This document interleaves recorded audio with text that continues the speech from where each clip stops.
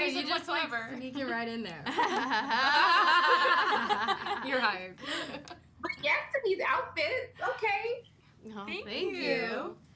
They look good. Let me put some real clothes on and not my PJs. That's what I want to be in. If this was on Zoom, it would be here from here up in sweats. Here down. I am living the dream for all of you right now, okay? That is what I'm here for. But you know what? I was watching this season, and I was just like, can I just get like a snap for all the badass women? Yes. Because when y'all be saving the boys for the show, okay? Thank you. Yep. The damsels in distress.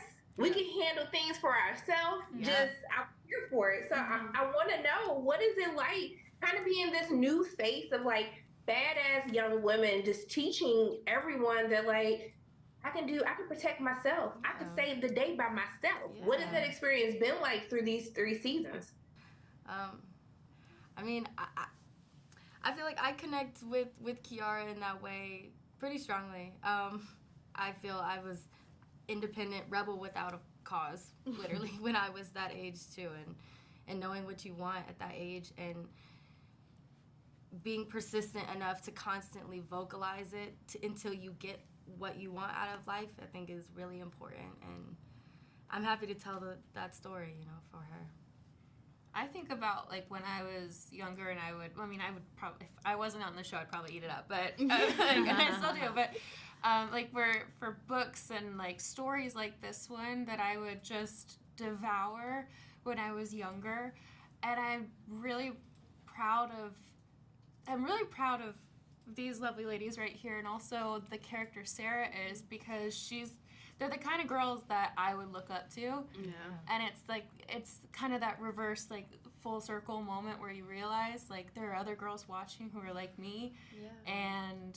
And I want them to know, like, that you call the shots, call your own shots, you know, and I think that these characters are really cool examples of that. Yeah, and I feel like specifically, I feel like my character is so independent, and she's so just like, she does whatever she wants and she doesn't care. I feel like that's just so important for, like, young girls to see and emulate, just somebody just fully embody, like, who they are. And I think that's taught me stuff, like, about myself, so I can, I'm happy that it's... And showing the vulnerability of the girls this season and the vulnerability. plays a huge part of, like, you see these 3 strong young characters, but they have their moments of, I don't know what I'm doing, and they come out with strength, and I think that's the important message. You can be both. Yeah, there's both. There's like, it is humanity to be both. Yeah. But I like that you bring that up, because one of the things that I did appreciate, and something that I wish I would have learned at a younger age, is how to actually use my voice. And I love how even when all your characters find yourself in sticky situations or you're giving other people advice, like, you found a way to be able to communicate how you feel and set boundaries. And I really want to ask all of you, either personally or even professionally in your career, what was that moment for you when you kind of learned to use your voice, that it was okay for you to speak up? I think for me, maybe when I moved out and I moved out here, and I realized that if I didn't speak, then nobody's going to speak for me. And if I didn't stand for anything, I had to. If I didn't stick up for myself, then nobody would. And I think that's kind of when I had to grow up really quickly. And I think in the same way, Sarah, over the course of the show, she's growing up. So I think it's kind of like, a parallel journey, if you will. Sure. I don't think there's a moment. I think there's moments for me. It's like it'll be one small moment where you're like, oh, I said I didn't really like this and the world did. And so then you like kind of learn that, like, you're better for everything you do if you take care of yourself, first. So I'm just learning, like, in small moments. It's something that I'm still learning. To be completely honest, I'm still learning it. I've always been the loud one in the room. I've always been let me say how I feel and speak my piece. And I think I've seen the importance of it based on, like, the messages that I've received in response to that. When the show first came out, and I was very, very open with people immediately about my life, about my mental health, about my relationship, about my sexuality, and I've seen the reward of being vocal and honest, and how I've kind of we're in this role where we have a responsibility now to our young fans watching, and I've seen like the result of that pressure, and also that being so rewarding. Look, I'm so happy that young women, and even these adults, because we still need some help too, that they have all of you to look up to. I just want to thank you so much for taking time to speak with me. And I'm just sitting in love and light all of your ways. I hope you have a great day. Thank you so much. Thank you. Love and light. Love and light. One of the things that I really do love about the series is that it kind of brings back how all of these characters are kind of being judged on a circumstance that they were born into. They didn't choose it. And so it's kind of like the judging a book by its cover. And I wanted to know specifically for the industry that you're all in, how do you combat that? When you constantly have people trying to make you as a certain type, like how do you make sure that you're just living for yourself? I think you just said it, kind of like you live for yourself, you know, like it's a choice you have to make internally. A lot of the times, you know, like you're not gonna control what people see, what people think about you, what people want to see you do. You're not always gonna be able to control that, but as long as you have kind of that that connection to yourself and the connection to the things that make you happy, you know, you can always kind of go through it. I feel like, you know, both of these guys can speak to it, but in this industry, it's a lot of rejection. Absolutely. You know, a lot of rejection. 90%. Yeah. 90% rejection. Maybe 95. Yeah, probably more. Probably more than that. Yeah, so, you know, you just kind of keep your head up, keep moving, and learn to have a short memory. 95% though. I mean, so how do you stay positive then? The big thing is finding interests outside of just this industry, you know, and not forgetting to be a human being and live, and finding time to explore yourself as an individual, because it's very all-consuming, you know, and it can be, especially in the early stages of being a young actor in Hollywood. So definitely with social media now too. Yeah, it's so easy to get lost in what others are doing versus taking the time to look internally and focusing on yourself and going out and living life, because I think as actors, you know, you connect, and the audience connects to performances that feel truthful. And so if you're not out experiencing life and experiencing the world, how can you give your truth to the rest of the world? You also love it so much that even failure sometimes feels like I learned something. Yeah. I love that your characters show more male vulnerability. I feel like that's something like men can be vulnerable too. Yeah. And I love that we get to see that explored through all of your character arcs for this season. See? Yeah. Someone, you need a hug sometimes. To the homies. Everybody needs a good hug. So how is it actually being able to kind of break down stereotypes that we typically see in TV and film and actually show well-rounded characters? It's a blessing. Yeah. Super grateful. Yeah. I think we've always had talks. We kind of talk separately amongst each other about like how can we make levels of each character, and I've had scenes with both of them in season 3 of where a new layer is revealed with both of them, and it's like we talked about that, and I think it just takes caring about it. It takes caring about the character you're playing, and realize that could be someone relating with that character so much so that you want to do it as accurate as possible. I think just the hardest part is opening dialogue, right?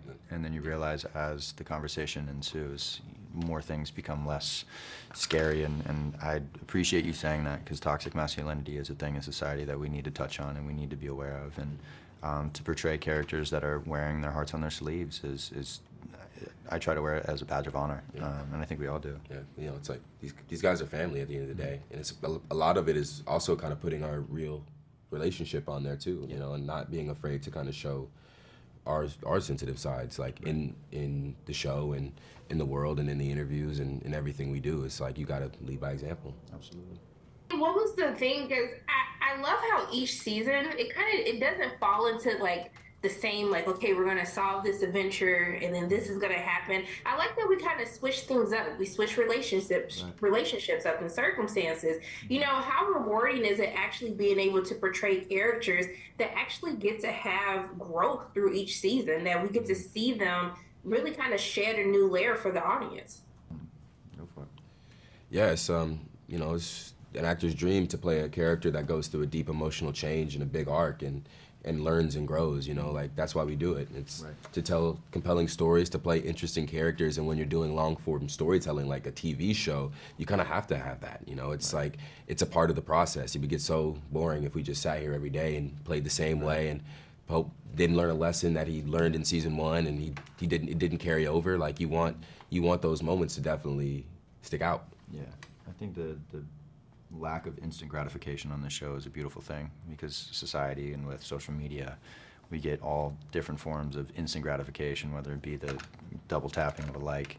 And these characters have to work for everything, you know, from the very, very first second of the show when John B starts narrating, you already realize that their backs are against the wall. So to be sort of a component of helping the entire world right now understand that instant gratification doesn't solve anything. You got to work for the things you love and work for the things you want, is a beautiful thing. Y'all got some good heads on y'all shoulders, giving us this words of wisdom today. Look, I just want to thank you all for taking time out of your day to speak with me, and I'm just sending love and light all your ways. I hope you have a great day. Thank you so much. Thank you for your time as well. We appreciate you. I feel like we have to talk, because I feel like I've misunderstood both your characters in the previous seasons, and I feel like I had a little heart for your characters this season. It was tugging at my heartstrings a little bit, okay? That's good. Yeah, they're good people. I don't know about this one. I don't know about this.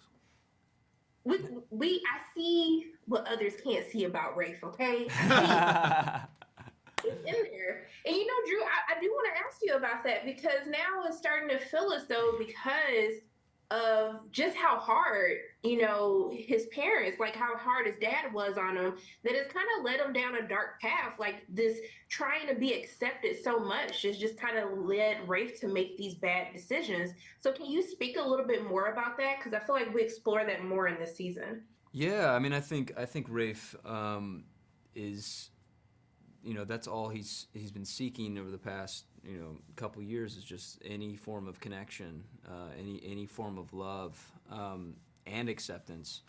But I think this season you get to see him transform a little bit into just disregarding that entirely and going like, you know what, I'm going to be independent and I'm going to make decisions on my own. And so I think it changes his behavior in a way that's, I think, hopefully surprising, and yeah, it was exciting to play with. I just wanted to give him a hug. I was like, we just need to give Rafe a hug, and we can avoid all of this. Yeah, a hug and a little like smack in the face, and it was good to go. But also too, you know, it's just like your character is like a good guy. I still don't agree with previous seasons, but for this season, I was like, okay, he's trying to be better. So can you talk about actually just showing a lighter side to him? Because we kind of see, you know, kind of with the previous relationship when we were first introduced to who he was.